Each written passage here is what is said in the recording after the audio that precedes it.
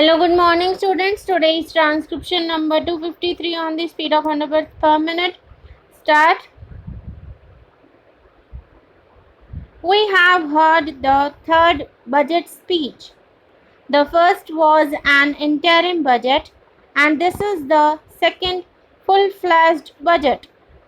In my view, merely looking at the government finances alone would not give us a correct idea of the conditions in the country, and therefore, in order for the House to appreciate the real situation in the country, it is necessary to give us what I would call a national budget along with the government budget.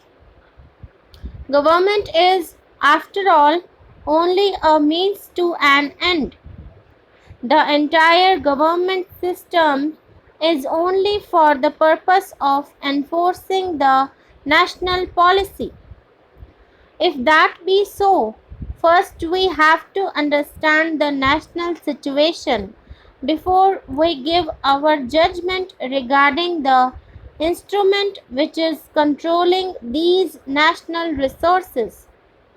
So, I would request the Honorable the Finance Minister and the government to give to this House and to the country at an early date a complete picture of at what position do we stand regarding our national life, regarding our production in the various industries and in the various sectors of national activity.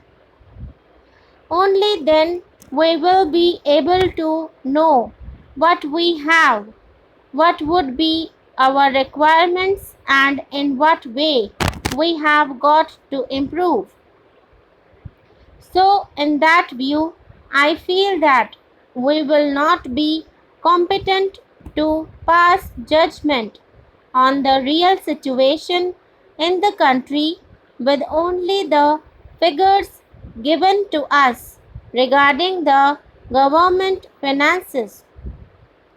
It has been stated that the fight against inflation is the main preoccupation of the government. I agree, but I am sorry to say that we are not at all satisfied with the way in which inflation is being tackled. Experts in various fields were consulted for the purpose of eliciting their opinion in regard to the fight against inflation, and one of the recommendations made was that there should be a drastic economy in the government expenditure. All avoidable expenditure should be avoided.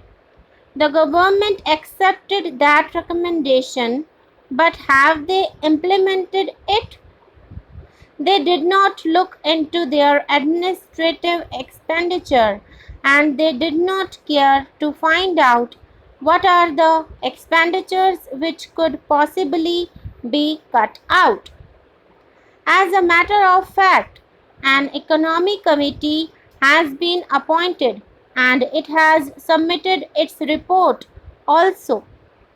But the first thing the central government did was to find out which were the development schemes which could be postponed or dropped.